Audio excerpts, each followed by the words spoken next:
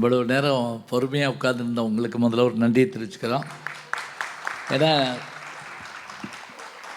நீங்கள் இந்த எங்கள் ஊரில் கேட்பாங்க, என்னடா படத்தை போடாமல் இவங்க வாட்டுக்கு என்னமோ ஒரு ரீலாக ஓட்டிக்கிட்டு இருக்காங்க, மாறி மாறி பொண்ணாட போத்திக்கிட்டே இருக்காங்கடா அப்படின்னு சொல்லி.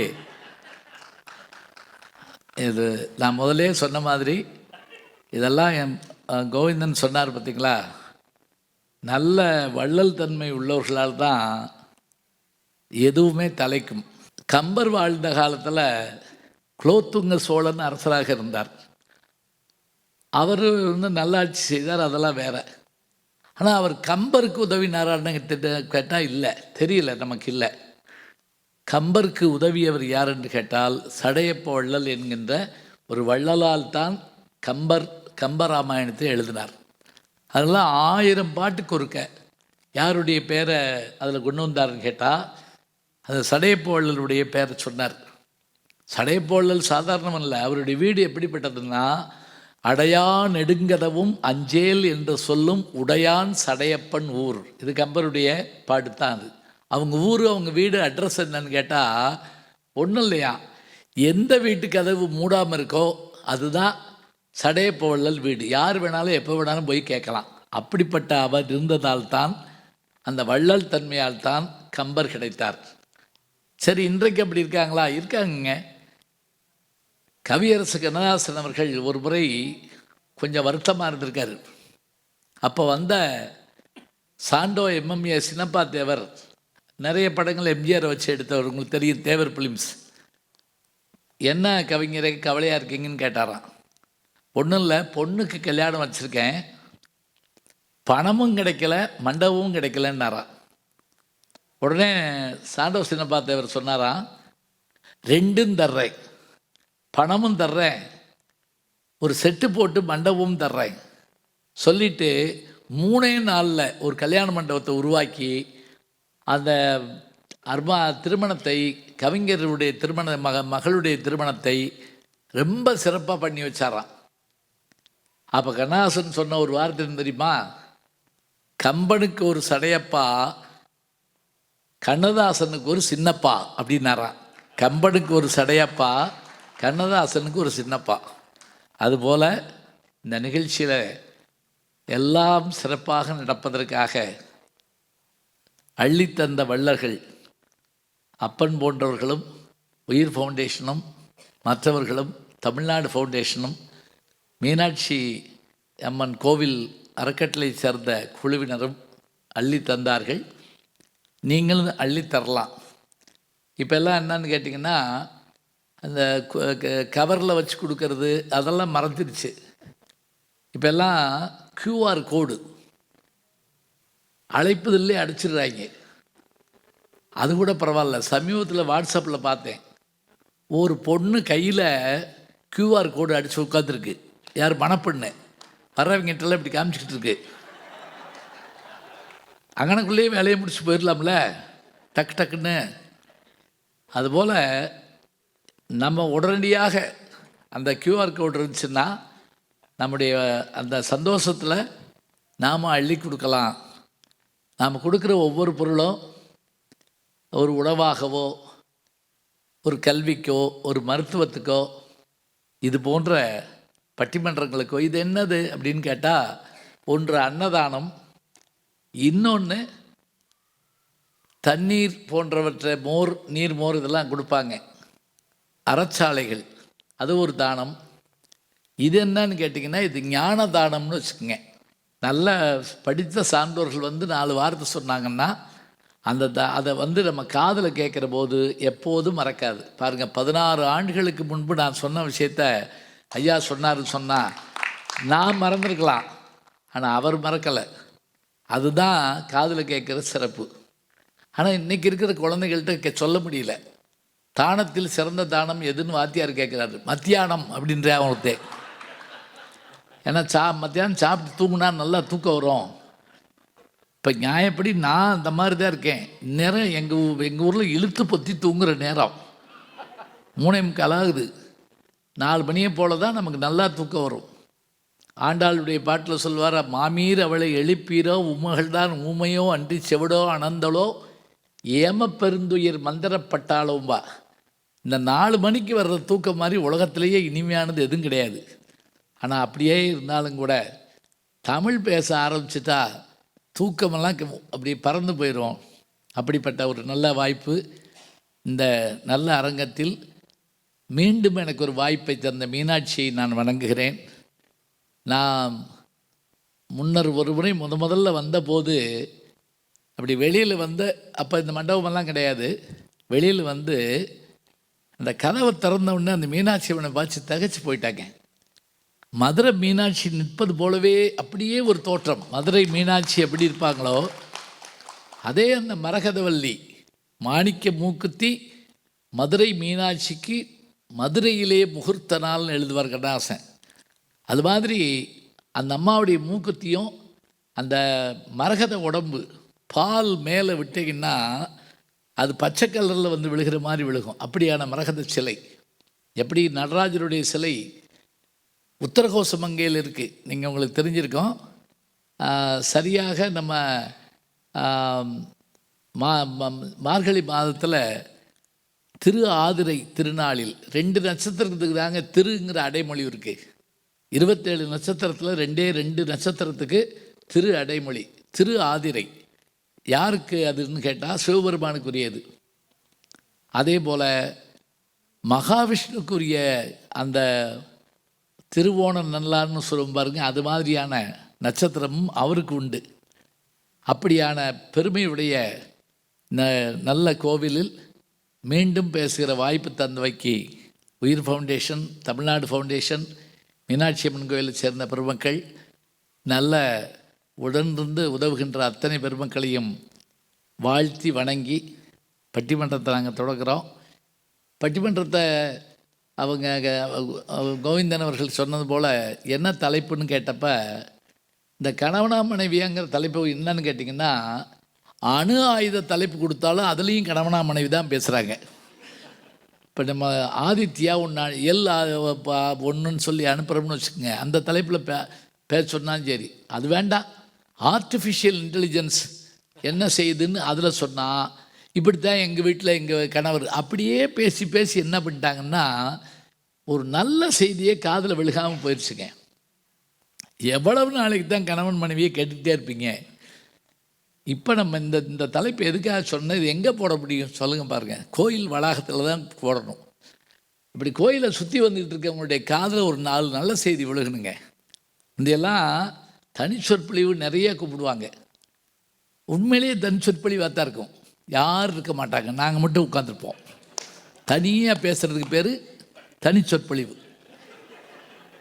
இந்த இடத்துல நீங்கள் சிரிக்கணும், சரிங்களா? இப்போ நிலைமை என்ன ஆயிடுச்சு தெரியுமா?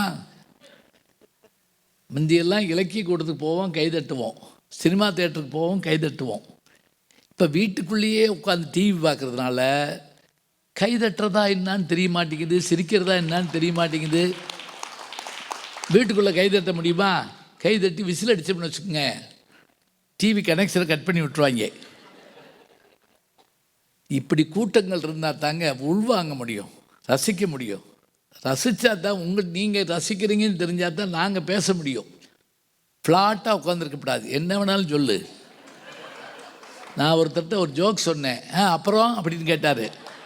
யோ, நானும் அலாவுதீன் அற்புத விளக்கதையாக சொல்கிறேன், இது ஜோக்கியா அப்படின்னு. ஐயோ, முதல்ல சொல்ல வேண்டியதான தம்பி அப்படின்னாரு. நான் என்ன செய்கிறது? அதனால் இந்த பாருங்க, ஸ்டாண்டப் காமெடியெலாம் நான் பண்ணாததான், எனக்கு தெரியாததா? நான் தான் முதல்ல எனக்கு தெரிஞ்ச தமிழ்நாட்டில் ஆரம்பித்தேன். இப்போ என்னையே தூக்கி விற்றுட்டு போயிட்டாங்க. ஏன் ஜோக்கு எனக்கு சொல்லி ஒருத்தர் சொல்கிறாரு என் மேடையிலேயே, இதை நீங்கள் கேட்டிருக்கவே முடியாதுனாரு. நான் எப்படி கேட்டிருக்க முடியும்? அந்த ஜோக்கு சொன்னப்போ அவர் பிறந்திருக்கவே மாட்டார். இருந்தாலும் அந்த ஸ்டாண்டப் காமெடி அது வேறங்க, அது கேட்கலாம். இது என்ன தெரியுங்களா? இது வந்து நான் பாருங்கள், படிச்சுட்டு வந்திருக்கவங்க இவங்களோட நான் கலந்துரையாடல்னு பண்ணேன். இதில் தொலைபேசியில் இப்போ நேர்லேயும் பேசினேன். எவ்வளோ படித்து வச்சுருக்காங்க, எவ்வளோ செய்திகளை சொல்கிறாங்க. இது ஏதாவது நமக்கு தெரிஞ்சால் தானுங்க நல்லாயிருக்கும். அதனால் இன்றைக்கான தலைப்பு நீங்கள் நினைக்கிற மாதிரி, ஐயோ இது என்ன பக்தி படம் போல் இருக்கு போல் இருக்கு, ஏபி நாகராஜன் கதை வசனம் எழுதியிருப்பார் போல் அப்படின்னு நினச்சிக்கங்க. ஏபி நாகராஜன்லாம் இல்லாமல் போயிட்டதுனால பக்தி படம் எடுக்க ஆள்லாம் போச்சுங்க. ஞாபகம் வச்சுக்கோங்க. பக்தி படம் எடுக்க யார் இருக்கா சொல்லுங்கள் பார்க்கலாம். சிவபெருமானுடைய திருவிளையாடல்னு ஒரு படம் எடுத்தார். முருகப்பெருமானுடைய பெருமையை சொல்ல கண்ணன் கருணைன்னு ஒரு படம் எடுத்தார். திருமாலுடைய பெருமையை சொல்ல திருமால் பெருமைன்னே ஒரு படம் எடுத்தார். திருமலை தென்குமரிங்கிற ஒரு படத்தில் எல்லா கோயிலையும் சுற்றி காமிச்சார் நமக்கு. இன்றைக்கி அப்படிலாம் இல்லை. இன்றைக்கி எதாவது கடவுளை பற்றி பேசினா கூட அதை ஒரு கேட்க ஆள் கிடையாது. கொஞ்சம் எப்போ உட்காந்து கேளு அப்படின்னா பூமரங்கள் போகாத அப்படிங்கிறாங்க. ஏதாவது 2 வார்த்தை சொல்லிட்டுங்கன்னு வச்சுக்கோங்க, போச்சு. அறிவுரையே கேட்க ஆள் இல்லைங்க. என்ன கூகுளில் இருக்குல்ல, அப்புறம் என்ன, எல்லாமே கூகுளில் இருக்குது. கூகுளில் இருக்கலாம் ரைட்டுன்னு நம்பாதீங்க. ஏன்னா அதில் ஏதாவது தப்பாக எழுதி விட்டால் அதையும் நம்பிட்டு தர்றோம். அதனால் நல்லா படித்து அருமையான செய்திகளை சொல்கிறதுக்கு கேட்டுக்குங்க. ஜோக்கெல்லாம் சொல்லணுமா சொல்லலாம், அது என்ன பெரிய கஷ்டமானதா? இடுக்கன்னு வருங்கால் நகுகன்னு சொல்கிறாங்க. திருவள்ளுவர் சொல்கிறார், துன்பம் வந்தால் கூட சிரிக்கிறார். இப்போ நீங்கள் கேட்கலாம், ஏன் துன்பம் வந்தால் சிரிக்க முடியுமா? இது கண்ணாசனே கேட்குறவர் ஒரு பாட்டில், துன்பம் வரும் வேளையிலே சிரிங்க என்று சொல்லி வச்சார் வள்ளுவர். சரிங்க, பாம்பு வந்து கடிக்கையில் பாலுமுயிர் துடிக்கையில் யார் முகத்தில் பொங்கி வரும் சிரிப்பு. இது மேல்புறத்தில் இனிப்பு கீழ்ப்புறத்தில் கசப்பு பட்டணத்தார் கையில் உள்ள கரும்புன்னு சொல்லுவார். அப்படின்னா என்ன அர்த்தம்னா, பாம்பு வந்து கடிக்கிறப்ப சிரிக்க சொல்லலைங்க, துன்பம் வர்றப்ப சிரிக்க பழகுனா. அந்த திருக்குறள் முழுமையாக தெரிஞ்சுக்கங்க. இடுக்கண் வருங்கால் நகுக, அப்படி நம்ம சிரித்தோம்னா என்னன்னு கேட்டால், அதனை அடுத்தூர்வது அகுதொப்பதில். முழு குறளே ரொம்ப பேர் சொல்கிறதில்ல. நான் பேப்பர் திருத்துறப்ப பார்த்துருக்கேன், அகர முதல எழுத்தெல்லாம் நிற்க அதற்கு தகன்னு எழுதுகிறாங்க. இது ரொம்ப பேர்த்துக்கு புரியலை. வரி ஒரு குறள், 2வது வரி வேறு குறள், 2ஐயும் சேர்த்து எழுதி விட்டா. நாங்கள் அதையும் பார்த்து திருத்திக்கிட்டு இருக்கோம். அகர முதல எழுத்தெல்லாம் நிற்க அதற்கு தக. எப்படி பார்த்தீங்களா? இப்போ நமக்கு பாதி தெரியாமல் போயிடுது. பதில் எழுதுகிறப்பயே திருத்திராளை குழப்பறதுக்குன்னே சில பேர் இருப்பான். 4000 திவ்ய பிரபந்தம் குறிப்புரைகன்னு கேட்டிருக்கோம். ஒருத்தர் அருமையாக எழுதியிருந்தாங்க, 4000 திவ்ய பிரபந்தம். இது 4000 பாடல்களை உடையது, பிரபந்த வகையை சார்ந்தது, திவ்யமாக இருக்கும். இதில் எது தப்பு எது ரைட்டு தெரியாது. இப்போ சில பேர் தெரியலன்னு வச்சுக்கோங்களேன், ஒரு கவிதையை கொடுத்து இது எழுதியவர் யாருன்னு கேட்டால் அவர் புலவர் அப்படின்றாங்க. அப்புறம் என்ன, புலவர் தானே எழுதுவார், கிழவராக எழுதுவார். கஷ்டம் வந்தால் கூட சிரிக்க முடியாதா? சிரிக்கலாங்க. இப்போ ஒன்றும் இல்லை, மழை பெஞ்சு சென்னையில் இந்த ஆண்டு போன ஆண்டு பார்த்திங்கன்னா தண்ணி எல்லா வீட்டுக்குள்ளேயும் வந்துருச்சு. அந்த நேரத்தில் நான் போய் சென்னையில் மாட்டிக்கிட்டேன். நான் மதுரையில் தான் இருக்கேன். நம்ம அமெரிக்க நண்பர் தான் இதில் இப்போ இருக்கார், நியூஜெர்சியில், மோகன் ராம் அவர் பேர். அவர் 60ஆம் கல்யாணத்தை அங்கே வச்சுருந்தார். கொட்டுது மழை. அந்த காலத்துலலாம் கல்யாணத்தன்னைக்கு மழை பெஞ்சால் பொண்ணு அரிசி அதிகமாக திணிச்சு விடுறோம் அப்படிம்பாங்க. இப்போ அதெல்லாம் கேட்டால் நம்ப மாட்டாங்க. மழை கொட்டி நான் போய் மாட்டிக்கிட்டேன். என் பொண்ணு வீட்டுக்கு போயிருந்தேன். அவங்க வீடு வந்து மேடவாக்கத்தில் இருக்குது. பேர் தான் மேடவாக்கம், பல்லவாக்கம் தான் அது. அங்கே போய் மாட்டி எப்படியாவது கல்யாணத்துக்கு போகணும்னு சொல்லி போய், நான் வச்சுருக்கதே இனோவா கார் தான், கொஞ்சம் பெருசு தான். ஏதோ ஒரு ஏழைக்கேற்ற இனோவா வச்சுருக்கேன்னு வச்சுக்கோங்களேன். மழை தண்ணியில் ஆடுது அப்படியே. டிரைவர் படகு ஓட்டிக்கிட்டு இருக்காரு. நான் இது வரைக்கும் வந்துருச்சுங்க, கண்ணாடியெல்லாம் திறக்க முடியாத அளவுக்கு தண்ணி வந்திருக்கு. இப்படி மிதந்து போயிட்டுருக்கோம். அப்போது ஒருத்தன் வாட்ஸ்அப்பில் போட்டிருக்கான், என்ன தெரியுமா, மீம்ஸு. கழுத்தளவு தண்ணிக்குள்ளே ஒருத்தர் நின்றுக்கிட்டு இருக்கான் வீட்டுக்குள்ளே, நடு வீட்டுக்குள்ளே. அப்போ அவன் சொல்கிறான், இந்த பிளாட் வாங்கினப்ப 10 அடியில் தண்ணின்னு சொல்லி எனக்கு விற்றாங்க, மேலையா கீழையான்னு சொல்லாம விட்டாங்க. இப்போ நினச்சி பாருங்க, நானே மிதந்துக்கிட்டு இருக்கேன். அப்படி நேரத்தில் கூட எனக்கு சிரிப்பு அடக்க முடியல. அதில் பல பேர் ரோட்டில் பல கணவன்மார்கள் ஃபோனில் தைரியமாக சொல்கிறாங்க, ஆமாம் தண்ணியில் தான் இருக்கேன் அப்படிங்காங்க. ஏன்னா ஒன்றும் செய்ய முடியாதுல்ல, தண்ணியில் தான் இருக்கேன் தைரியமாக சொல்கிறாங்க. இப்போ பாருங்களேன், இது நம்ம இதை கேட்குற போது நமக்கு எப்படியான ஒரு மகிழ்வு வருது, நெகிழ்வு வருது. கடவுளை கூட அப்படித்தானுங்க பார்க்கணுன்னு விரும்புகிறோம். கடவுள் முகம் எப்படி இருக்கணும்? குனித்த உருவமும் கொவ்வை செவ்வாயில் குமிழ் சிரிப்பும் பனித்த சடையும் பவளம்போல் மேனியில் பால் வெந்நீரும் இணைத்தமுடன் எடுத்த பொற்பாதமும் காணப்பெற்றால் மனித பிறவியும் வேண்டுவதே இம்மாநிலத்தை.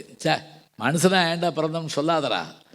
நீ மனுஷனாக பிறந்தா தானே குனித்த உருவமும் கொவ்வை செவ்வாயில் குமிழ் சிரிப்பையும் பார்த்து நீ ரசிக்க முடியும். குமிழ் சிரிப்புன்னு என்ன தெரியுங்களா? சிவபெருமானுடைய முகத்தில் அந்த சிரிப்பை அடக்கின மாதிரி அந்த அழகு இருக்கும். இப்போ மோனலிசா ஓவியத்தினுடைய சிரிப்பு என்ன சிறப்பு என்ன தெரியுங்களா? அது சிரிக்கலை, சிரிக்க முயலுது. லியோனார்டோ டாவின்சியினுடைய ஒப்பற்ற ஓவியம் மோனலிசா. நம்மளே சில நேரங்களில் சிரிப்பை அடக்கிறப்ப நமக்கு முகம் அழகாக இருக்கும். இப்போ ஒன்றும் இல்லை, நம்ம சின்ன பையிட்ட சொல்லி வைப்போம், டேய் இன்றைக்கி எங்கள் மேனேஜர் வர்றாரா, கொஞ்சம் சிரிக்காமறா, அக்ரம் பண்ணாதரான்னு சொல்லுவோம். கேட்க மாட்டான். அங்கிட்டு ஓடுவேன், இங்கிட்டு ஓடுவேன், அதை உடைப்பேன், இதை உடைப்பேன். கடைசியில் நேரம் ஓடியாந்து, இவர் தானேப்பா அந்த லூஸ் மாமா அப்படின்னு கேட்பேன். இவர் இல்லைடா, இவர் தான்ப்பா, நீ சொல்லிட்டா மறந்துட்டாப்பா, கண்ணாடி போட்டுப்பா, இந்த பற்றியா இவர் தான் அப்படின்னு. எப்படி இருக்கும் பாருங்க. சிரிப்பை அடக்க முடியாமல் இந்த குழந்தைகள் சில சமயம் தவிக்கும். இப்போ நீங்கள் ஒன்றும் வேண்டாம், சில நேரம் கணவன்மார்கள் நாங்கள் சமையல் பண்ணுறோம்னு சொல்லிவிட்டு வெந்நீரை வெறுங்கையில் தூக்கி டொம்முன்னு கீழே போட்டு அதில் ஒரு டான்ஸ் ஆடிடுவார். அப்போ அந்த அம்மாவுக்கு சிரிப்பு தாங்க முடியாது, சிரிச்சா கொன்றுவேன் அடி. அதனால் அந்த பக்கம் திரும்பி இந்த முகத்தை செவத்து பக்கம் வச்சுட்டு இப்படி பிடிச்சிக்கிடுவாங்க. அப்போ முகத்தை பார்த்திங்கன்னா அவ்வளோ அழகாக இருக்குங்க. அழகாக இருந்தால் அவ்வளோ அழகாக இருக்கும். கடவுள் அவ்வளோ சிரித்த முகத்தோடு இருக்கணும்னு நினைக்கிறோம். அது மாதிரி தான் நமக்கு வாழ்க்கையில் எல்லாமே இனிமையாக இருக்கணும். இன்றைக்கி என்ன தலைப்பு அப்படின்னா, அழைத்ததும் வந்து அருள் செய்பவர் யார்? ஆம்புலன்ஸ் அப்படி சொல்லக்கூடாது. இப்போ நம்ம சொல்கிறோம்ல, நம்ம தமிழ்நாட்டில் 108 அஷ்டோத்திரமும் 108 தானே. யோசிச்சு பாருங்கள், 108 அஷ்டோத்திரம் சொல்கிறோம். அழைத்ததும் வரணும், கூப்பிட்ட உடனே வந்து ஹெல்ப் பண்ணுறது யார்? இங்கே ஒன்று 91, இங்கே 91. அதில் தான் பிள்ளைகள்லாம் 91 போட்டோடனே பயப்படுறாங்க. எல்லாம் அப்பா அம்மாலாம் சமாளிக்கிறாங்க, இல்லை இந்தியாவுக்கு போட்டோம் அப்படின்னு சொல்லி. ஏன்னா இந்தியாவுக்கு 91 தானே. ஆமாம். அதான் நான் இங்கே அமெரிக்காவில் வந்து பார்த்தப்ப ஒன்று நினச்சேன், என்னென்னா இங்கே இந்த கார் பார்க்கிங் கிடைக்கிறதுங்கிறது ஒரு பெரிய விஷயம். நான் கூட நினச்சேன், இந்த காலையில் இது சொல்கிறாங்கள்ல ஜோதிடம் சொல்கிறப்ப இதையும் கூட சேர்த்து சொல்லலாம். விருச்சிக ராசி நேயர்களே, இன்றைக்கு உங்களுக்கு பார்க்கிங் கிடைக்கும். போகிற இடத்துலலாம் நீங்கள் வண்டி வந்து யாராவது எடுத்துகிட்டு உங்களுக்கு உடனே இடம் கொடுப்பாங்க. இது சேர்த்துக்கிட்டோம்னா நல்லதுதான் நினைக்கிறேன். சரி இருக்கட்டும். அப்போ ஒரு நல்ல விஷயம், அழைத்ததும் வந்து நமக்கு அருள் செய்பவர் யார்? அம்மையா அப்படா. இப்போ இந்த நிகழ்ச்சியில் ஒரு பெரிய சிறப்பு என்ன அப்படின்னா, அழகாக கடவுள் வாழ்த்து பாடின ஸ்ருதி அவங்க பேர். உண்மையிலே ஒரு கீர்த்தனையை வச்சு ஒரு அருமையான இசை நிகழ்ச்சியை கொடுத்துட்டு போயிட்டாங்க. நமக்கு அவங்களுக்கு ஒரு பாராட்டு சொல்லுங்கள். முதல்ல கூட பாட்டு நீளமாக இருக்கும்னு நான் நினச்சிட்டு இருந்தேன். ஆனால் அவங்களுடைய குரல் இனிமையும் அந்த செய்தியும் ஜெகநாதான்னு சொன்னபோது உயிர் அப்படியே ஆடிப்போச்சு. அப்படியே அது அதுக்கான ஒரு உணர்வு இருந்தால் தான் அதை ஏற்க முடியும். அதனால் இந்த தலைப்பில் நீங்கள் பேச இருக்கிறாங்க. நம்ம கஷ்டங்கள் வருமா? கட்டாயம் வரும். எப்படி வேணாலும் வரும், எங்கேருந்து வேணாலும் வரும். அப்படி வர்றபோது கடவுளை கூப்பிட்டா அவர் கடவுள் அப்படியே தான் வருவார்னு நீங்கள் நினைக்க வேண்டாம். எந்த ரூபத்திலேயாவது வருவார். அப்படி எந்த ரூபத்தில் அவர் வந்தாலும் அவர் நமக்கு அருளைத்தான் வர்றார். அதில் முந்தி வர்றது யார்? தாய் வர்றாளா, தகப்பன் வர்றாரா, அம்மையா அப்பனா? இதுதான் என்ன வச்சுக்கோங்க. இந்த தலைப்பு இவங்க தலைப்பு, ஏன் தலைப்பு இல்லைங்க, நம்ம தலைப்பு. ஏன் தெரியுமா? எப்போல்லாம் கஷ்டப்பட்டு உட்காந்துருப்பேன் தெரியுமா? ஒரு பிளட் டெஸ்ட்டை கொடுத்துட்டு அந்த ரிசல்ட் வர்ற வரைக்கும் உட்காந்துருப்போம்ல, அப்போ நம்ம கும்பிடாத சாமி இல்லை, குலதெய்வம் உள்பட போயிட்டு வருவோம். அந்த ரிசல்ட்டை கொண்டு வந்தால் ஒன்றும் இல்லைன்னு சொல்கிறதுக்கு முதல்ல அந்த டாக்டர் அப்படி கொஞ்ச நேரம் இப்படி பார்த்துட்டு கண்ணாடியை வேறு கழட்டிட்டாருன்னு வைங்க, அவ்வளோதான். கரெக்ட் அப்படின்னு யோசிச்சுக்கிட்டு இருப்போம். அப்புறம் அவர் சொல்லுவார் ஒன்றும் இல்லை அப்படின்னு சொல்லுவார்.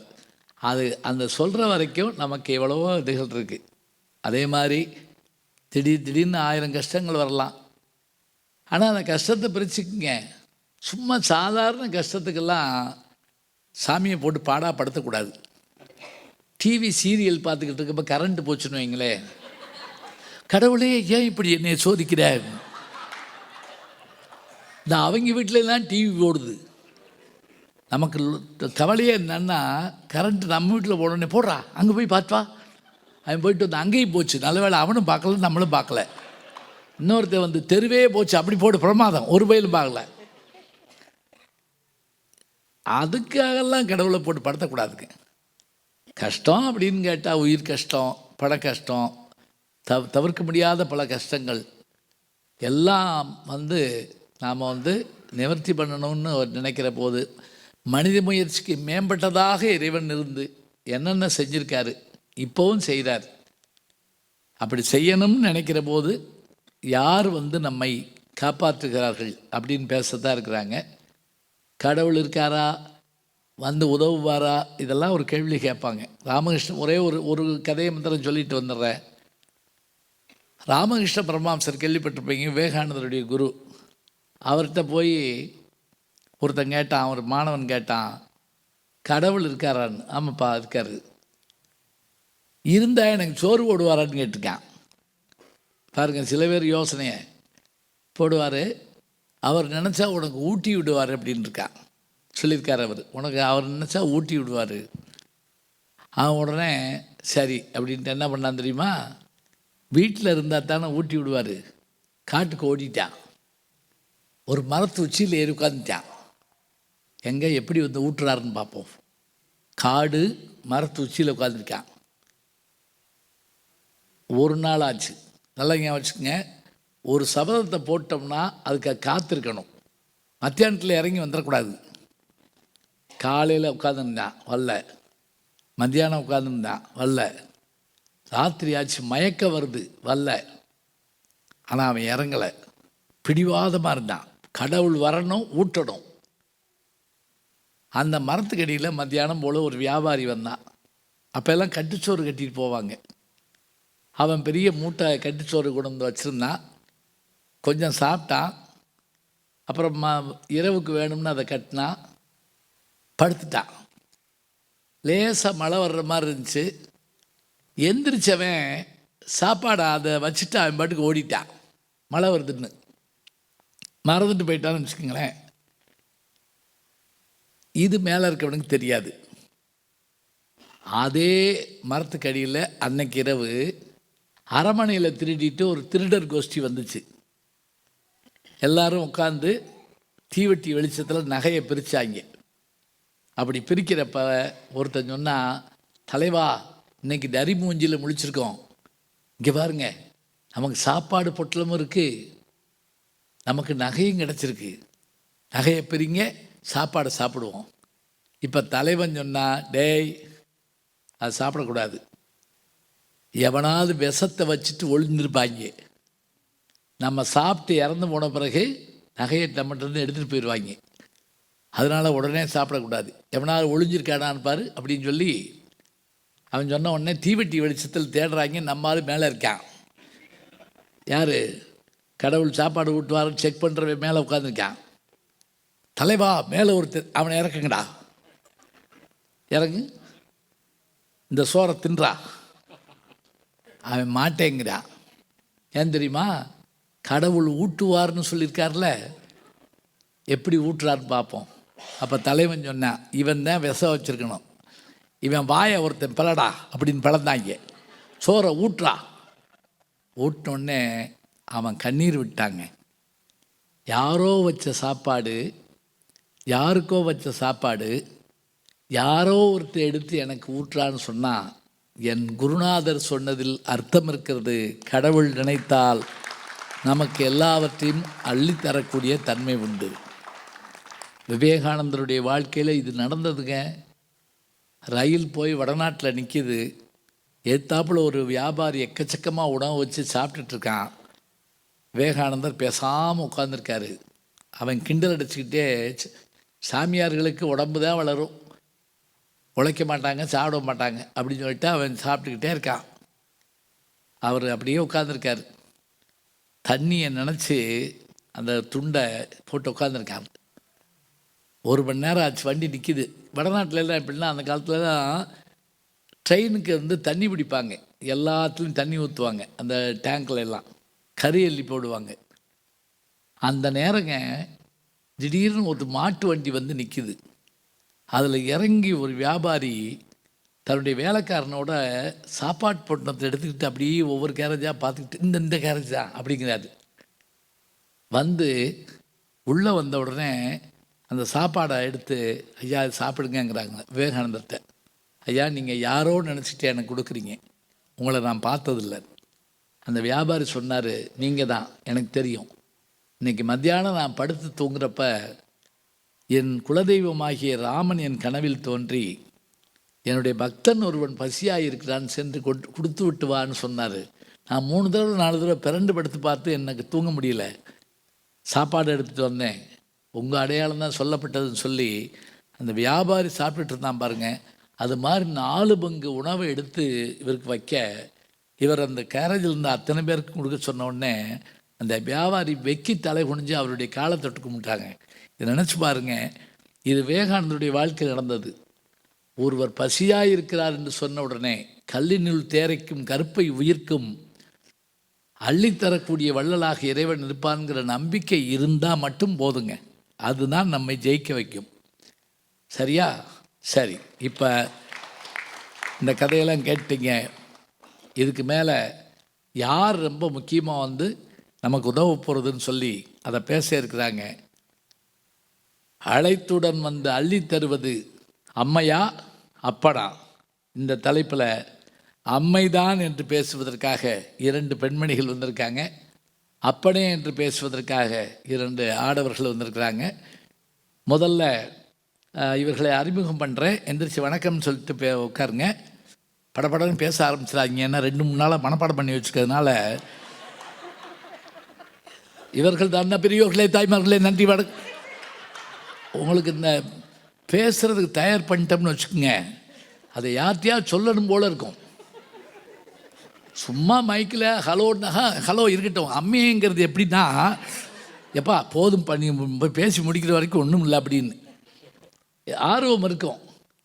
இன்னும் அம்மையேன்னு பேசுவதற்காக வந்திருக்கிறவங்க யாருன்னு கேட்டால், அவர்கள் வேதியியல் துறையில் டாக்டரேட் பட்டம் பெற்றிருக்கக்கூடிய வணக்கத்திற்குரிய நளினி சடகோபன் அவர்கள் இங்கே வருகை தந்திருக்கிறார்கள். நல்ல பேச்சாளர், அருமையான செய்திகளை தரக்கூடியவர்கள். பாடத் தெரியுமான்னு கேட்டேன், நல்லா பாடுவேன்னு சொன்னாங்க. இப்போ பட்டிமன்றங்களில் அதுவும் வந்துருச்சு. பட்டிமன்றங்களில் பாட்டு பாடுறாங்க. இதோடு நின்றுட்டா தேவலாம். இது ஏதாவது டெவலப் ஆயிடுச்சுன்னா கஷ்டம். அணித்தலைவர்கள் அக்கினி சட்டி எடுத்து ஆடுவார்கள். நடுவர் அழகு குத்தி நடுரோட்டில் நிற்பார். இதெல்லாம் வராமல் இருக்கணும். நல்லா பாடுறாங்கன்னா நல்லா கேட்கலாம். இயலோடு இசையும் சேர்ந்து அருமையாக இருக்கும். அவர்கள் பாடவும் பேசவும் செய்வார்கள். அவர்களோடு சேர்ந்து பேசுவதற்காக திருச்சியைச் சேர்ந்த ஸ்ரீவித்யா அவர்கள் நானோ டெக்னாலஜியில் அவங்க பிஹெச்டி பண்ணிக்கிட்டு இருக்காங்க. எல்லாமே நல்ல அறிவியல் துறையை சார்ந்த பெருமக்கள். அவர்கள் பேசினா தான் நியாயமும் நம்பிக்கையும் ஏற்படும். ஏன்னா நம்மளாக உட்காந்து பேசணும்னா சரி உங்களுக்கு வேறு வேலை இல்லை பேசுவீங்கன்னு சொல்லுவாங்க. ஆனால் அவங்க அறிவியலில் நானோ டெக்னாலஜிலாம் சாதாரணம் கிடையாதுங்க. ஏன்னா அதனுடைய அணுத்தன்மையை காட்டிலும் எவ்வளவு நுண்ணிய விஷயமோ அதை சொல்கிறது தான் நானோ டெக்னாலஜி. அதை அவங்க விரித்து சொல்லுவாங்க. இவர்கள் இருவரும் அம்மை தான் அழைத்தவுடன் அருள் செய்வார்னு பேசுவாங்க. இருக்கலாம், அப்பனுடைய உத்தரவு இல்லாமல் அம்மை வர முடியுமா அப்படின்னு கேட்குறதுக்காக நம்முடைய வணக்கத்திற்குரிய நல்லாசிரியர் தமிழாசிரியர் ஐயா அவர்களுடைய மகனார் வணக்கத்திற்குரிய நடராஜ கிருஷ்ணன் அவர்கள் இங்கே வருகை தந்திருக்கிறார்கள். எல்லாருமே ஆள் கூட்டு வந்திருக்கீங்க போல் இருக்கேன்.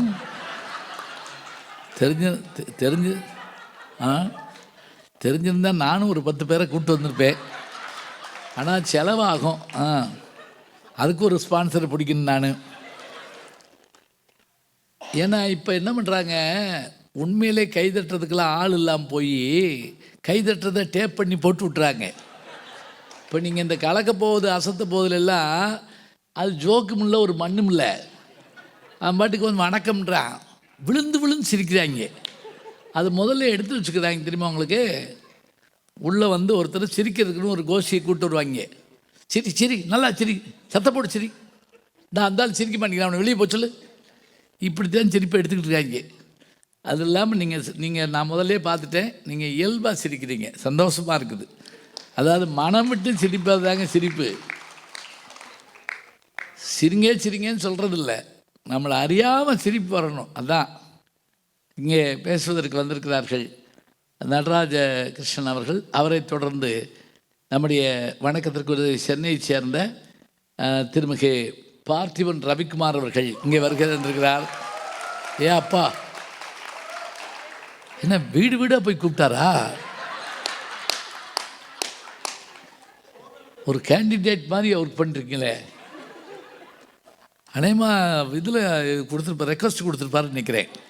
பட்டிமன்றத்துக்கு வர்றது பெருசு இல்லை, கை தட்டணும், விசில் அடிக்கணும், முடிஞ்ச உடனே அதுக்குரிய பணம் வழங்கப்படும் அப்படின்னு. சரி இருக்கட்டும். ஏன்னா இப்படித்தான் அங்கெல்லாம் கூட்டம் நடந்துக்கிட்டு இருக்கு. முடித்த உடனே என்ன வாங்கி கொடுத்துட்டாங்களா இல்லையா அப்படிங்கிற மாதிரி இருக்குது. அதனால் இந்த கலகலப்பு இருக்கணுங்க, கலகலப்பு இருக்கணும். இப்போ பாருங்களேன், நான் நகைச்சுவை சொன்னப்போ சிரிச்சிங்க, நான் ஆழமான செய்தியை சொன்னப்போ அமைதியாக இருந்து கேட்டீங்க. இப்படியான ஆடியன்ஸ் கிடைக்கிறது ரொம்ப பெரிய விஷயங்க. எங்களுக்கெல்லாம் உண்மையிலேயே நான் ரொம்ப நாளாச்சு இப்படிப்பட்ட ரசிக பெருமக்களை பார்த்து. ஏன்னா பெரும்பாலும் எங்கே போய் பேசுகிறோம் தெரியுங்களா, ஏதாவது ஒரு கல்யாண வீட்டில் கூப்பிட்றாங்க. அந்த கல்யாண வீட்டில் பேசுகிறதுங்கிறது ஒரு தற்கொலை முயற்சிக்கு சமானம். யார் பேச்சையும் யாரும் கேட்க மாட்டாங்க, ஆனால் நம்ம பேசிக்கிட்டே இருக்கணும். நான் ஒரு கல்யாண வீட்டுக்கு போயிருந்தேங்க திருச்சியில். 3000 பேர் வந்திருந்தாங்க, நான் தான் பேச்சாளன். 3000 பேர் பேசிக்கிட்டு இருந்தாங்க, நான் உட்காந்துருந்தேன். இனிமேல் கல்யாண வீட்டுக்கு போகக்கூடாதுன்னு முடிவெடுக்கிறப்ப ஒரு பேச கூப்பிட விட்டாங்க. நான் சொன்னேன், அங்கே யாரும் கேட்க மாட்டாங்க, அவங்க கேட்க மாட்டேன்ட்டாங்க. உங்களை பற்றி உங்களுக்கு தெரியாது, கூப்பிட்டு போய் அதே தாங்க நடந்தது. பொண்ணு மாப்பிள்ளை தாலி கட்டின பிறகு இங்கேயாவது இந்த மைக் இருக்குது, இங்கே போடியம் இருக்குது, அங்கே ஒன்றும் இல்லை. என் கையில் ஹேண்ட் மைக்கை கொடுத்து, பெரியோர்களே தாய்மார்களே 2 வார்த்தை தாங்க சொன்னேன். 300 பேர் மேடைக்கு ஓடி வந்து பொண்ணு மாப்பிள்ளைக்கு பரிசு கொடுக்க என்னை தள்ளிக்கிட்டே போகிறாங்க. ஓரமான இல்லை, இங்கிட்டு இல்லை. இந்த சென்னையில் ரங்கநாதன் தெருன்னு ஒன்று இருக்கும், பார்த்துருக்கீங்களா? அங்கே நீங்கள் சாதாரணமாக போனால் கூட அந்த ரோட்டில் நீங்கள் நின்னீங்கன்னா போது கொண்டு விட்டுருவாங்க. அது தீபாவளி சமயத்துலலாம் பார்த்தீங்கன்னா எந்த செலவும் இல்லாமல் ஆட்டோவில் போகிற மாதிரி போகலாம். நம்ம அங்கங்கே இறங்கிக்கிற வேண்டியது, இந்த கடைக்கு போகணுமா அந்த கடைக்கு. ஆனால் எதிர்த்து பத்திரம் போயிடக்கூடாது, போகவே முடியாது. ஏன்னா அங்கே தள்ளில் இங்கே தள்ளில். நானும் விடலை, தமிழ் படித்தவன் பாருங்க. அங்கே 10 பாட்டு, இங்கே 8 தொகை, இங்கே குறுந்தொகை. ஏன்னா பெருந்தொகை வாங்கிட்டேன் பேசுகிறதுக்காக. அதில் அந்த கூட்டத்தில் ஒரு கிழவி என்கிட்ட வந்து என் முதுகில் தட்டி, ஐயா இந்தா அந்த ரூம்குள்ளே பேசுங்க, ஒருத்தரும் இல்லை அப்படின்னு. அது என்ன நினச்சிருக்கு, தனியாக பேசுகிற பேப்பர் இருக்கு, இங்கேன பேசுனேன்னா அங்கன பேசுனேன்னா. ஐயா அதுக்கு நான் எங்கள் வீட்டிலே உட்காந்து பேச மாட்டேனா? அதனால் இப்படியே பழகிட்டோம். இன்றைக்கி உங்களெல்லாம் பார்க்குறப்ப எனக்கு அவ்வளோ மகிழ்ச்சியாக இருக்குது. நீங்கள் எல்லாம் இருந்து கேட்கணும். இவங்க இந்த மணி இருக்குமா, அந்த பெல்லு இருக்குதுங்க. சரி ஒன்றும் இல்லை, பார்த்துக்கலாம். இருந்தால் பார்க்க சொல்லுவோம். மைக்கு இது இப்படி தட்டவா? சரி, தட்டி கொடுத்து வேலை வாங்குறது தான் போட்டிருக்கு. சின்ன பெல் இருந்தால் கூட பார்க்கலாம், இந்த கோயிலில் இருந்தால் கூட பாருங்கள். எடுக்க போயிருக்காங்களா? ஏன்னா நாங்கள் வந்திருக்கதே மணிக்காகத்தான் வந்திருக்கோம். ஒரு இருக்கட்டும். இப்போ எவ்வளவு நேரம் பேசுவாங்க, எவ்வளவு அது ஒன்று கேட்கலாம். இது எந்த ஒரு நிகழ்ச்சியாக இருந்தாலும் நேரத்தை அறிவிச்சிடணும், எப்போ தொடங்குகிறோம் எப்போ முடியும்னு. ஏன்னா நான் ஒரு சின்ன கிராமத்துக்கு பேச போயிருந்தப்போ அந்த ஊர் பஞ்சாயத்து போர்டு பிரசிடெண்ட்டை கேட்டேன், எவ்வளவு நேரமையா பேசணும்னு. அவர் ஓடியாந்து என் கையை பிடிச்சிட்டு கண்ணீர் விட்டார். ஏன் இப்படி கேட்குறீங்க, இது உங்கள் ஊரியா, எவ்வளவு நேரம்னாலும் நீங்கள் பேசுங்க, நாங்கள் போயிடுவோம் அப்படின்னாரு. எங்களுக்கு வேலை இருக்குல்ல அப்படின்னாரு. அப்புறம் நான் வேலையை தவிர நான் ஊராக போய் பேசிக்கிட்டு இருக்கேன். அதனால் அணித்தலைவர்கள் ஒரு 10லேருந்து 12 நிமிஷம் பேசுவாங்க. நல்லா பேசுனா அதுக்கு மேலேயும் பேசட்டும், அதை பற்றி ஒன்றும் இல்லை. 10லேருந்து 12 நிமிஷம் பேசுவாங்க. தொடர்ந்து வர்றவங்களும் அதுக்குள்ளே பேசுவாங்க. பேச வேண்டியது அவர்கள் கடமை. நேரத்தை பார்த்து மணி அடிக்க வேண்டியது என்னுடைய கடமை. உங்கள் கடமை என்ன? சரி, கொடுத்த வேலை கை தட்டலாம், சிரிக்கலாம். வீட்டுக்கு போகணும்னு நினச்சிங்கன்னு வைங்க, தப்பு இல்லை. ஒரு 2 பேராக போங்க. குப்பீர்னு போய் என்னைய பயமுறுத்தக்கூடாது. சில ஊர்களில் 50 பேராக கிளம்புறது. போகிறப்ப சும்மா போகிறதில்ல, அங்கிட்டு போகாத பட்டிமன்றம் போட்டுக்காங்க அப்படின்னு சொல்லி வெளியே போய் சொல்லிட்டு போகிறது. இப்போ எந்திரிச்சு போகிறதுக்கு நிறைய வழி இருக்குங்க. மணி வந்துருச்சா? கொண்டாங்க. ஹலோ, நல்ல மணியாக வந்திருக்கேன். இதான் நல்லா இருக்கு. ஊருக்கே கேட்குது நல்ல மணி. அதனால் இப்போ நீங்கள் அப்படியே எந்திரிச்சு போகிறதுனாலும் உங்களுக்கு அறிவியல் கை கொடுக்கும். எப்படி? முந்தியெல்லாம் எந்திரிச்சு போனால் யோசிப்போம், எந்திரிச்சு போனால் அந்த என்னமோ தப்பாக என்ன பார்க்கணும். இப்போ அதுக்கெல்லாம் வழி இல்லை. அதுக்கு நான் ஒரு ஐடியா சொல்லித்தர்றேன். எப்படி தெரியுமா? வெறும் ஃபோனை அப்படியா அப்படின்னு கிளம்பலாம். அப்படி போகிறப்ப இன்னும் 2 என்னையுமானே அப்படின்னு கேட்டு கூட போவாங்க. என்ன கவர்மெண்ட்டுக்கு ஆள் எடுக்கிறாங்க எல்லாருமா போகிறதுக்கு. இங்கே சாப்பிட்ட உணவு இங்கே போனால் 3 மணி நேரங்க. ஆனால் இங்கே கேட்ட செய்தி நம்ம மனசுக்குள்ளேயோ நம்ம அறிவுக்குள்ளேயோ போகிற போது அது ஜென்ம ஜென்மத்துக்கு மறக்கக்கூடாது. ஒருமைக்கண் தான் கற்ற கல்வி ஒருவருக்கு எளிமையும் ஏமாப்பிழைத்து.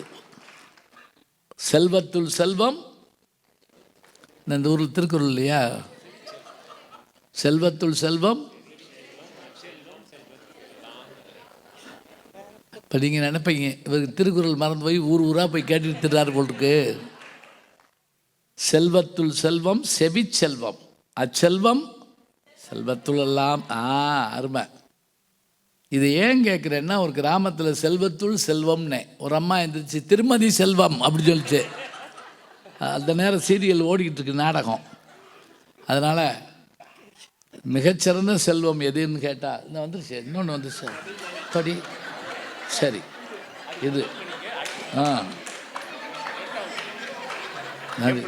ஆமாம், நன்றி. ஏதாவது காண்டாமணி இருந்தால் கொண்டாங்க. ஏன்னா கிராமங்களில் இப்படிலாம் நான் பழகியிருக்கேன். ஒரு ஊரில் மணி கேட்டது கிடைக்காம அவர் அந்த ஊருக்கு இப்போ என்ன பண்ணார், கோயிலில் தர்மகர்த்தா மணியா, டேய் போய் மணியை தூக்கிட்டோடா அப்படின்னாரு. ஒருத்தன் சுடுமாட்டு போட்டு தலையில் வச்சு ஒரு மணியை கொண்டு வந்துட்டாங்க. நான் இதை வச்சு தான் மணி எப்படி அடிப்பேன். இன்னொரு ஊரில் மணி கிடைக்காம நம்ம ஊர்களில் பால் ஊற்றுறதுக்கு சைக்கிளில் மணி கட்டிருப்பாங்கல்ல, அதை போய் அவுத்துட்டு வந்து கொடுத்து நான் மணி அடிக்கிறேன். ஒருத்தர் செம்பத்தூக்கிட்டு வந்துட்டான். ஓ இப்படி பால் ஊற்றுறீங்களான்னு கேட்டான், மேடையெல்லாம் போட்டு. அதனால் இது பெண்மணி, இது ஆண்மணி, அப்படி வச்சுக்கிடுவோம். எந்த பட்டி பண்ணதில்லை இப்படி பார்த்தது இல்லை. நான் ஆளுக்கு ஒரு மணி. இந்த மணி அடித்தா நீங்கள் நிறுத்தணும், இந்த மணி அடித்தா நீங்கள் நிறுத்தணும். சரி, ரைட், இருக்கட்டும். இப்போது பட்டிமன்றம் தொடங்குது. தலைப்பு சொல்லியாச்சு, பேசுகிறவங்கள சொல்லியாச்சு, நேரமும் சொல்லியாச்சு, நீங்கள் என்ன செய்யணும்னு சொல்லியாச்சு. நீங்களும் தயாராகிருக்கீங்க. பட்டிமன்றம் தொடங்குகிறது. ஏம்மா இப்போ தான் தொடங்குதா அப்படின்னு கேட்கக்கூடாது. இப்போ தான் தொடங்குது, வேறு வழி என்ன செய்யறது? நான் கல் சூடு இருந்தால் தான் தோசை ஊற்ற முடியும். சரியா? கொஞ்சம் ரெடியான பிறகு தான் நாங்கள் எல்லா வேலையும் பார்க்கலாம். இந்த சில கிராமங்கள்லாங்க நாங்கள் போய் பட்டிமன்றம்னா என்னான்னு சொல்லவே ரொம்ப நேரம் அவங்களுக்கு எதுவுமே தெரியாது. ஒரு கிராமத்துக்கு நான் போயிருக்கேன். என்ன விஷயமா வந்தீங்கன்னு ஒரு பெரியவர் எந்த கேட்டார். பட்டிமன்றம் அப்படின்னு. ஐயோ நேற்றே வராமல் போயிட்டீங்களா அப்படின்னாரு. நான் நினச்சேன் கிடா விட்டு பிடிச்சிருச்சு போட்டிருக்கு, அதை சொல்கிறார் போட்டிருக்கு அப்படின்ட்டு. ஏன்னு கேட்டேன். கொட்டுக்காரங்களாம் ஊருக்கு போயிட்டாங்க. இன்னும் நீங்கள் என்ன, அவர் எங்களை ஆடுறவங்கன்னு நினச்சிருக்காரு. கொட்டுக்காரங்கெல்லாம் ஊருக்கு போயிட்டாங்களா. நான் அப்புறம் இரியா பார்த்து சொல்கிறேன் அப்படின்னு. அதனால தான் நான் கிராமங்கள்லாம் விலைக்கு சொல்லுவேன். ஒரு ஊரில் எப்படி விலைக்கு சொல்லணும் தெரியுமா? இது ஒரு இலக்கிய வயல். நல்லா கவனிச்சுட்டே வாங்க. இது ஒரு இலக்கிய வயல். இதில் பேச்சாளர்கள் கருத்து பயிரை தருவார்கள். கருத்து பயிர் தருவார்கள். நான் வாங்கி நடுவேன். இவங்க கருத்தை நடவு செய்வேன், நடுவேன். அதனால தான் நான் நடுவேன். நடுவன்னா நடுவர்னு அர்த்தம். கருத்து பயிரை தருவார்கள், நான் நடுவேன். நீங்கள் கைதட்டலாம், சிரிக்கலாம். அது அந்த பயிர் வளர்வதற்கு உரம் போட்டது போலாகும் அப்படின்னு சொன்னேங்க. இருங்க என்ன கிளைமாக்ஸ் சொல்லலை. இது இலக்கிய வயல். அவர்கள் கருத்து பயிரை தருவார்கள், நான் நடுவேன். நீங்கள் கைதட்டலாம், சிரிக்கலாம். அது பயிருக்கு உரம் போட்டது போலாகும்னு சொன்னல. கீழே ஒரு வெத்தலவாக்கு போட்டுருந்த ஒரு ஆள் மொத்தத்தில் அறுப்பைங்க அப்படின்னாரு. மொத்தத்தில் அறுப்பமா கண்டுபிடிச்சிட்டாரு எங்களை பார்த்த உடனே. கருதை நல்லா விளைய வச்சு மருத சில்லா ஆளை வச்சு அறுத்து போடு களத்து மேட்டில் செல்லக்கண்ணு. ஒரு பாட்டு கேட்டிருக்கீங்களா? மணப்பாறை மாடு கட்டி மாயவரம் ஏறு பூட்டி வயக்காட்டை உழுது போடு செல்லக்கண்ணு. இந்த பாட்டெல்லாம் பள்ளிக்கூடத்தில் வச்சாத்தாங்க. நிலம்னா என்ன, பயிர்னா என்ன, பொதியை ஏற்றி வண்டியிலே பொள்ளாச்சி சந்தையிலே விருதுநகர் வியாபாரிக்கு செல்லக்கண்ணு, நீ விற்று போட்டு பணத்தை என்ன செல்லக்கண்ணு. சேர்த்த பணத்தை சிக்கனமாக செலவு பண்ண பக்குவமாக அம்மா கையில் கொடுத்து போடு செல்லக்கண்ணு. அவங்க 600 ஆக்குவாங்க செல்லக்கண்ணு. மருதகாசி என்ற ஒரு அற்புதமான கவிஞருடைய பாடல். இந்த பாடல் மக்களை பெற்ற மகராசியில். சரி, அவையெல்லாம் இருக்கட்டும். எல்லாம் தொடங்கிருச்சு. இதோ வருகிறார்கள். அழைத்ததும் வந்து அருள் செய்பவர் அம்மையே என்று பேசுவதற்காக திருமதி நளினி சடகோபன் அவர்களை அன்போடு அழைக்கிறேன். வாங்க.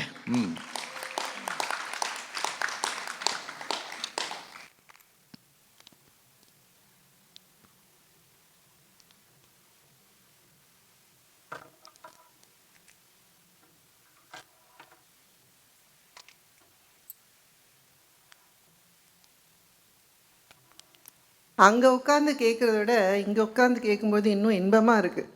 நடுவர் அவர்கள் இவ்வளவு ஒரு உற்சாகத்துடன் நம்மளை எல்லாம் சிரிக்க வச்சு ரொம்ப நன்றி ஐயா. நீங்கள் தோசைக்கல்ல சூடாக்கினதுக்கு.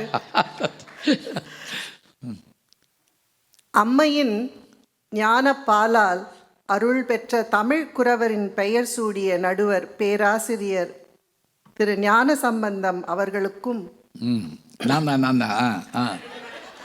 உயிர் அறக்கட்டளையின் உறுப்பினர்களுக்கும் நண்பர் திரு கோவிந்தன் சோமஸ்கந்தன் அவர்களுக்கும் இந்த அவையில் பேச வாய்ப்பளித்தமைக்கு நன்றி கூறி, சபையில் கூடியிருக்கும் பெரியோர்களுக்கும் நண்பர்களுக்கும் உங்கள் அனைவருக்கும் வணக்கத்தை கூறி என் உரையை துவங்குகின்றேன்.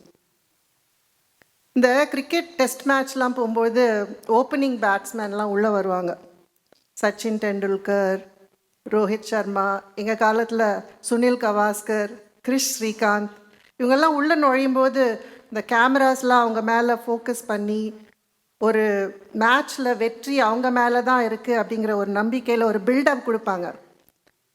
இப்போ ஃபஸ்ட்டு என்னை பேச கூப்பிட்டது எனக்கு அப்படி தாங்க இருக்குது. அந்த ஃபீலிங் தான் இருக்குது. ஒரு ஓப்பனிங் பேட்ஸ்மேன் மாதிரியான ஒரு ஃபீலிங் தான் இருக்குது. தமிழ் அரங்கில் பட்டிமன்றத்திலே கல்லூரி நாட்களிலே பேசியதோடு சரி, 30 வருடங்களுக்கு மேலாக திரும்ப பேச வந்திருக்கிறேன். ஏதேனும் பிழைகளோ ஆங்கில பிரயோகங்களோ இருந்தால் தயவு கூர்ந்து பொறுத்தருளுமாறு வேண்டிக் கொண்டு, இல்லை சந்தோஷப்படுமாறு கேட்டுக்கொண்டு, ஏன்னா இப்பெல்லாம் இங்கிலீஷில் பேசினா தான் மரியாதையே இருக்கு. உங்கள் ஆசிகளுடன் என் உரையை துவங்குகின்றேன்.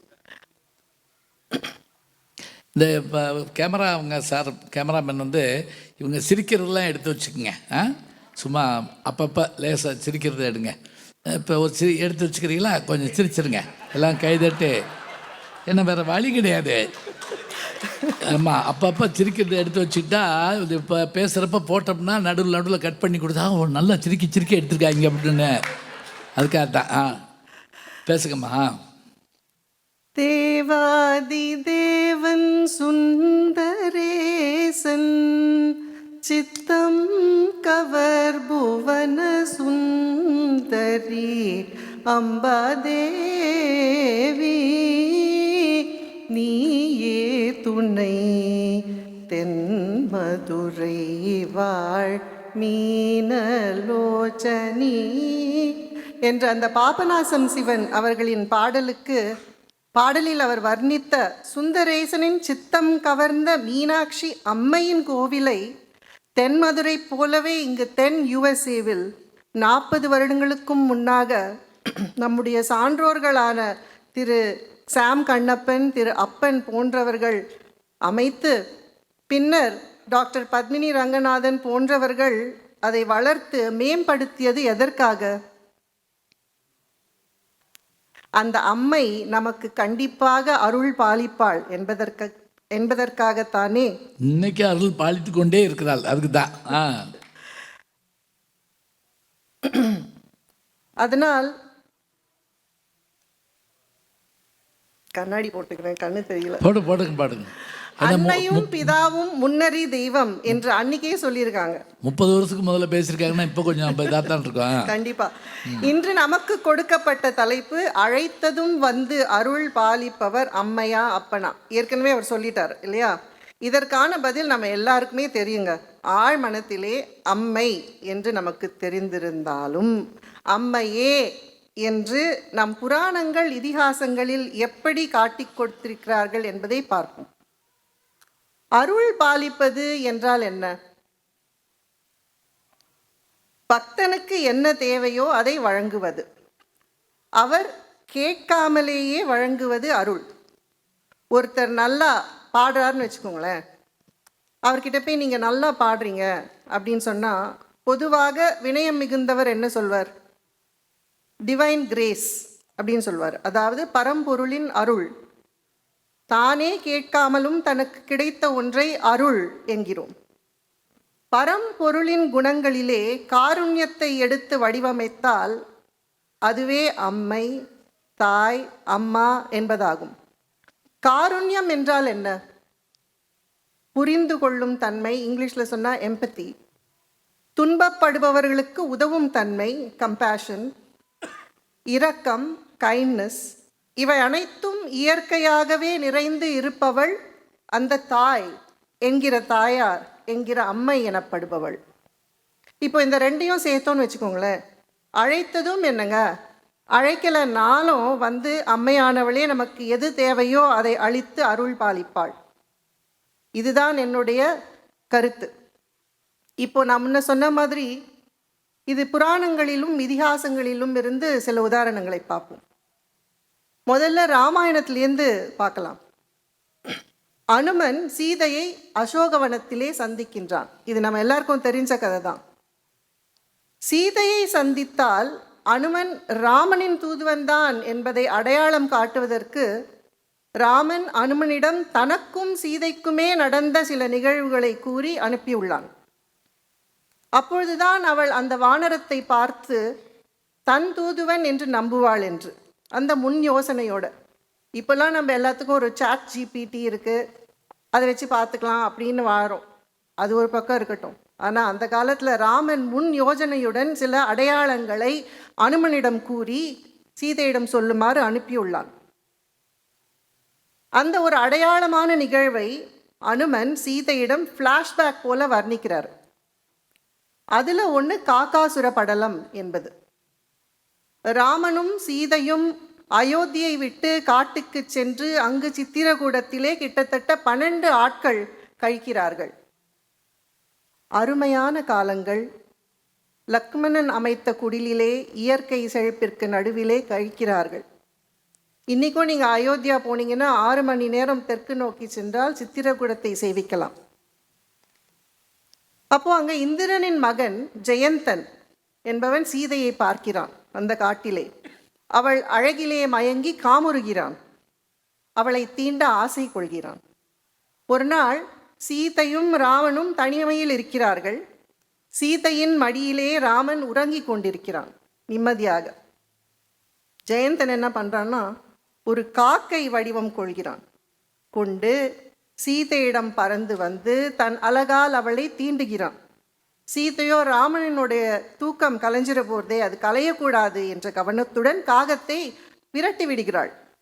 ஆனால் அந்த பொல்லாத காகம் என்ன செய்கிறது, மறுபடியும் அவளிடம் வந்து தன் கூரிய அழகால் அவளுடைய மார்பை கீறி விடுகிறது. அதனால் வடிந்த இரத்தம் ராமன் மேல் பட்டு ராமன் எழுந்து விடுகிறார். எழுந்தவுடன் என்ன நடந்தது என்று புரிந்து கொண்டு கோபம் கொண்டு பக்கத்தில் இருந்த ஒரு புல்லை எடுத்து அதன் மேல் மந்திர பிரயோகம் செய்து அதை பிரம்மாஸ்திரமாக மாற்றி அந்த காகையின் மேல் ஏவி விடுகிறான். அஸ்திரமானது காக்கையை துரத்துகிறது. காகமும் எல்லா இடங்களிலும் சென்று தஞ்சம் கேட்கிறது. இந்திரலோகம், பிரம்மலோகம் எங்கு சென்றாலும் எல்லாரும் கையை விரித்து ஏவியவனிடமே சென்று நீ சரண் அடைவதுதான் உச்சிதம், இதுதான் ஒரே வழி என்று சொல்லுகிறார்கள். அதுவும் கடைசியில் ராமனின் காலில் வந்து அபயம் என்று விழுகிறது. இப்போ குற்றுயிரும் குலையுருமாய் விழுந்த அந்த காகையின் தலை சீதையின் பக்கம் திரும்பி இருக்கு. அதை பார்த்த சீதை என்ன பண்ணுறாங்க, இரக்கத்துடன் அதன் தலையை ராமன் பக்கம் திருப்பி விடுகிறார். திருப்பி ராமனிடம் பரிந்துரை செய்கிறார். போனால் போகிறது, தெரியாமல் தவறு செய்து விட்டான், உங்களிடம் வந்து சரண் என்று விழுந்து விட்டான், அவனை மன்னித்து உயிர் பிச்சை கொடுங்கள் என்று. யாருக்காக பேசுகிறாங்க? தன்னை ஹிம்சித்த, தனக்கு துன்பம் விளைவித்த அந்த துஷ்ட காக்கைக்காக அதன் பரிதாப நிலையை உணர்ந்து கருணையின் வடிவான அந்த பூமி பிராட்டி சீதை ராமனிடம் அதற்கு உயிர் பிச்சையிட பரிந்துரை செய்கிறான். ராமனும் சீதையின் சொல் கேட்டு மன்னித்து அதன் ஒரு கண்ணை மறுத்தும் அது செய்த பொல்லாத காரியத்திற்காக அதை தண்டித்து ஒரு கண்ணை அறுத்து அதற்கு உயிர் பிச்சை கொடுத்து விடுவித்து விடுகிறான். இந்த நிகழ்வை, இப்போ இந்த கதை புரிஞ்சிருக்கோன்னு நினைக்கிறேன், இந்த நிகழ்வை பெரியாழ்வார் தன்னுடைய திருமொழியிலே 3ஆம் பத்திலே 10ஆம் பாடலிலே அழகாக தெரிவிக்கிறார். அந்த 10 பாடலுமே அனுமன் சீதையிடம் சொன்ன அடையாளங்கள் தான். அதில் ஒரு பாசுரம் இது. சித்திரகூட திருப்ப சிறு காக்கை முலை தீண்ட அத்திரமே கொண்டெறிய அனைத்துலகும் திரிந்தோடி வித்தகனே ராமா ஓ நின் அபயம் என்றழைப்ப அத்திரமே அதன் கண்ணை அறுத்ததும் ஓர் அடையாளம்.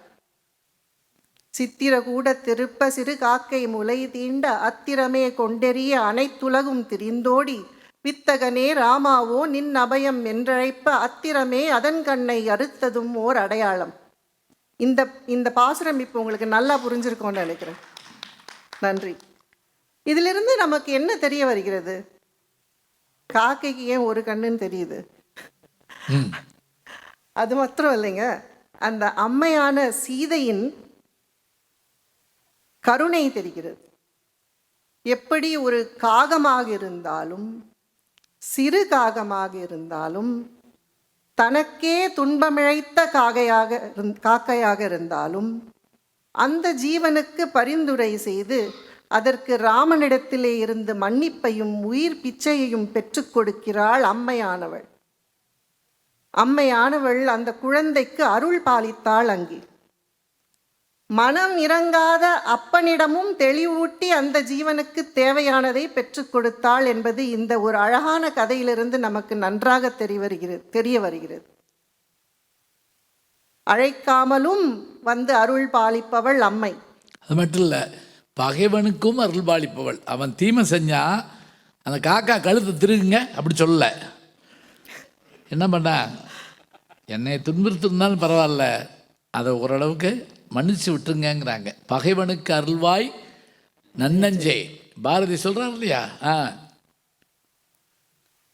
ஆமாம், அதுபோல ஐயா சொன்னது போல பகைவனுக்கும் இங்கே அருள் புரிய வேண்டி அவனுக்காக பேசிய சீதா பிராட்டியின் கருணையை நாம் இந்த கதை மூலம் கண்டுகொண்டோம். அதே போல இரண்டாவது நிகழ்வு, பெரியாழ்வாரின் திருமகள் ஆண்டாள். அவளை பற்றி ஐயா ஏற்கனவே அவள் எழுப்புவதை பற்றி சொல்லிவிட்டார். அந்த சூடிக் கொடுத்த சுடர்கொடி ஆண்டாள் அருளிச் செய்த வேதம் அனைத்துக்கும் வித்தான திருப்பாவையிலிருந்து பார்க்கலாம். ஆண்டாள் விடிகாலையில் தன் தோழிகளையெல்லாம் எழுப்பிக் கொண்டு கண்ணனை அடைய கோஷ்டியுடன் செல்கிறாள் என்பது நாம் அனைவரும் அறிந்த கதை.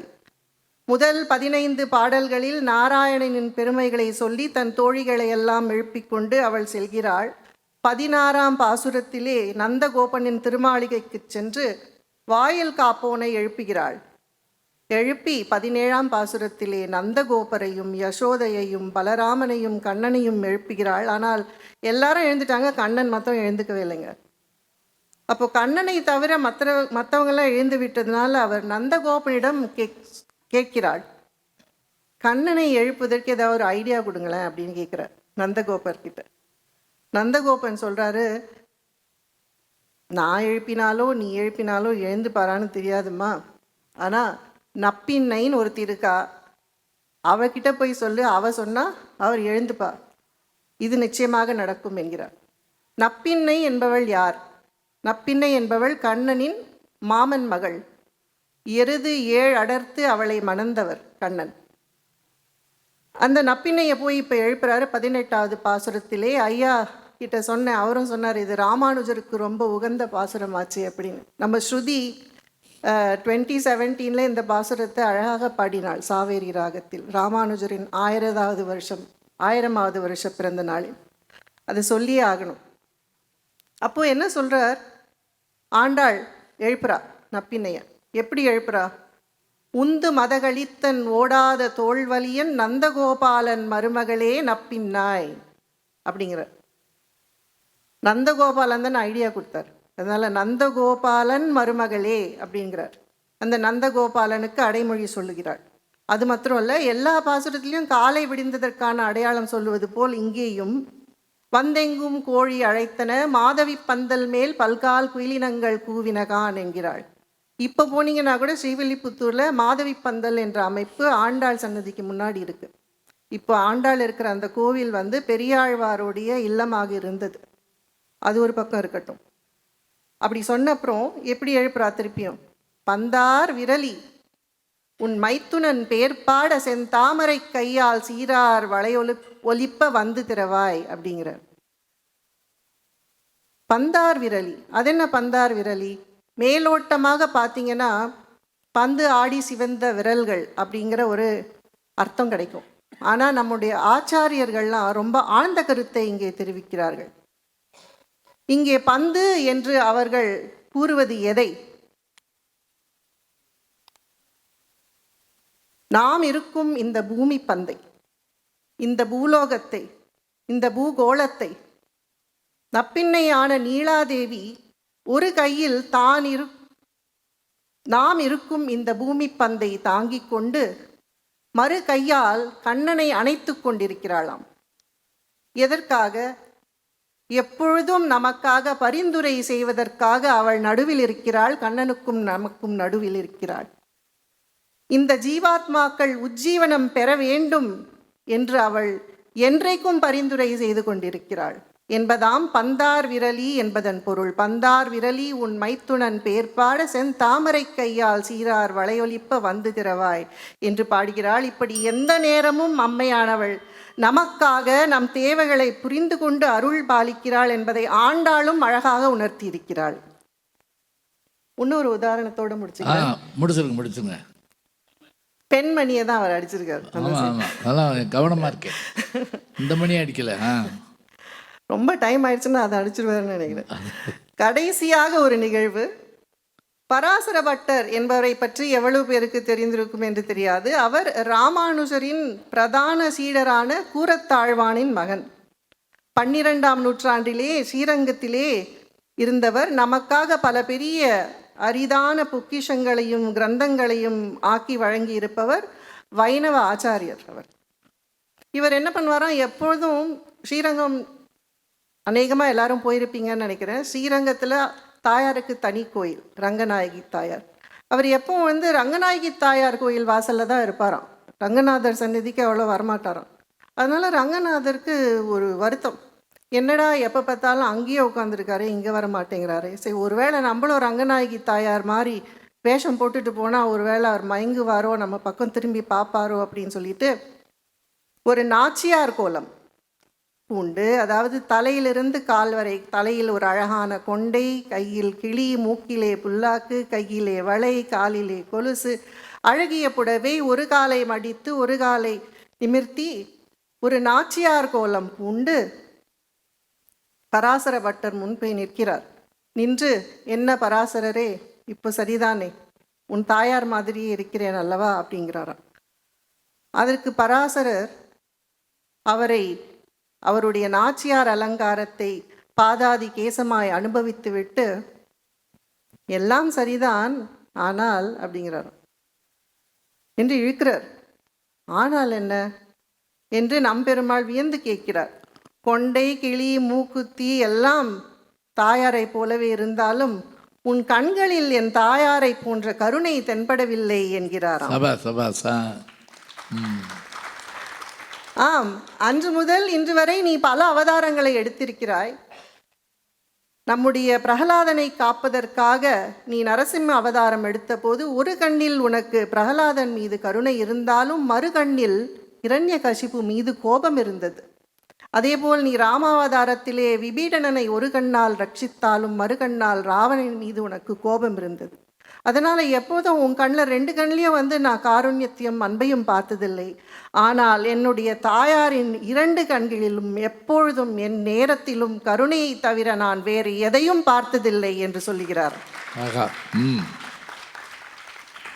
நீங்கள் இன்றைக்கும் வைகுண்ட ஏகாதசிக்கு முன்னாடி நாள் ராத்திரி நாச்சியார் திருக்கோலம் பார்க்கலாம். ரங்கநாதர் அழகாக நாச்சியார் திருக்கோலம் பூண்டு கிளி மாலையுடன் உலா வருவார்.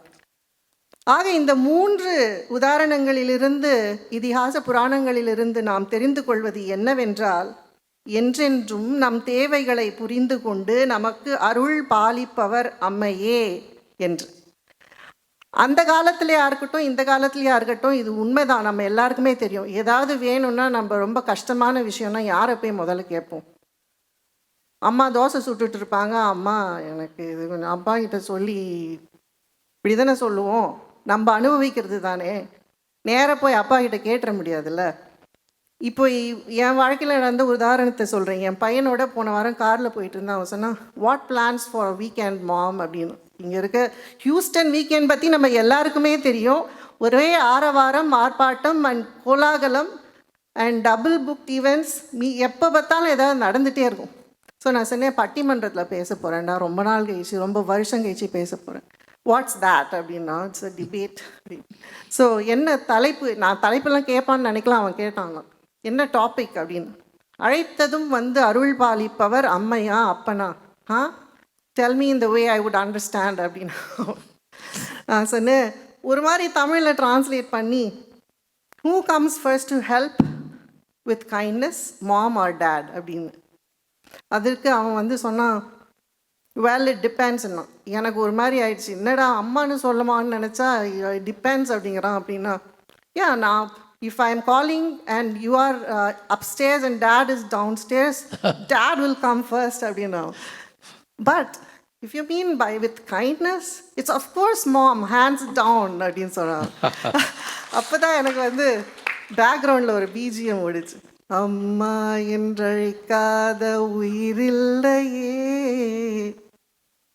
அம்மாவை வணங்காது உயர்வில்லையே, நேரில் வந்து பேசும் தெய்வம் இல்லையா. ஸோ அம்மை அப்படிங்கிறது இதிகாச புராணங்களில் இல்லை, நம்ம வாழ்க்கையிலும் நம்முடைய அடுத்த சந்ததியினரும் உணர்ந்த ஒன்று.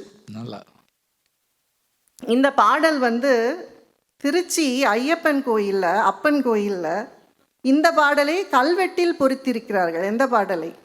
அம்மா என்றழைக்காத உயிரில்லை, அந்த பாடலை. ஏன்னா அவ்வளவு அது வாலி இயற்றிய அற்புதமான பாடல் அது.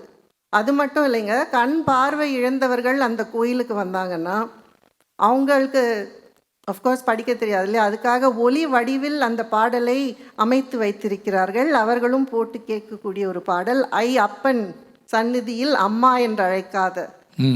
சபாஸ். அப்போது கடைசியில் 2 வார்த்தைகள். நம்ம இந்த நடுவரே ஒன்றும் சொல்லலை, நீங்கள் என்னங்க பின்னாடி உட்காந்துட்டு. மன்னருக்கே புரிந்து விட்டது உங்களுக்கு என்ன ஆயிட்டுன்னு. அவர் மைண்ட் வாய்ஸை வெளில சொல்லிட்டாருன்னு நினைக்கிறேன். நாமும் நம் வீடுகளில் இதைத்தான் காண்கிறோம் என்று சொன்னேன் அல்லவா. ஏனென்றால் மனிதன் இறைவனின் வடிவில் என்ற வார்த்தையை நாம் கேட்டிருக்கிறோம். உடல் ரீதியான ஒன்று மட்டும் அல்லங்க, அது குண அதிசயங்களையும் காட்டி கொடுக்கிறது. மனிதன் இறைவன் வடிவில் என்பது. ஒரு தாயானவள் குறிப்பறிந்து தன் குழந்தையை பேணும் பொழுதோ, எல்லாரையும் குழந்தையாக ஒரு பாவனை செய்து பேணும் பொழுது அதில் அந்த தெய்வ அம்சமான தாயாரின் அம்மையின் குணத்தையே பிரதிபலிக்கிறாள். அதனால் அழைத்ததும் அருள் பாலிப்பவர் அம்மையே என்று சொல்லி வாய்ப்பளித்தமைக்கு நன்றி கூறி விடைபெறுகிறேன். நன்றி, வணக்கம். ராமானுஜர் அந்த வீதி வழியாக வந்தபோது பெரிய நம்பியினுடைய வீட்டை கதவை போய் தட்டுறாரு. அப்போ அவருடைய மகள் அவ கையில் இந்த பொறுப்பு துறப்பு எதுக்குன்னு கேட்டிங்கன்னா, இந்த தலைப்பில் எங்களுக்கு ஒரு சின்ன சிக்கல் இருக்குது. என்னன்னு கேட்டிங்கன்னா, பொதுவாக பட்டிமன்றத்தில் எதிரணியை நம்ம எதிரி அணியாக பிடிச்சி தாக்கலாம். ஆமாம். ஆனால் அதில் ஒரு பாட்டு நான் எடுத்து கொடுத்தேன். யாருக்கு? என் நண்பர் பத்மஸ்ரீ கமலஹாசனுக்கு எடுத்து கொடுத்தேன். அந்த பாட்டை தான் அவர் எதில் விசாரித்தீங்களா? என்ன சொல்லுவாங்க தெரியுமா? அந்த பையனை வையிறப்ப அப்படின்னு சொல்லுவாங்க. அதுக்கு மேலே ஒரு வார்த்தை, நீ அந்த மனுஷ ஒரு நிமிஷம் உயிரோடு இருப்ப. நாளும் நல்ல தமிழ் கேட்க முனைவர் ஞானசம்பந்தம் அவர்களின் கேளுங்கள், கண்டிப்பாக கேளுங்க. நான் கேட்டுட்டு இருக்கேன். நம்முடைய யூடியூப் சேனலை சேர்ந்து Instagram, Facebook, Twitter, blog, WhatsApp channel என்று அத்தனையிலும் நான் முன்தொடர்ந்து செல்கிறேன். நீங்கள் பின்தொடர்ந்து வாருங்கள்.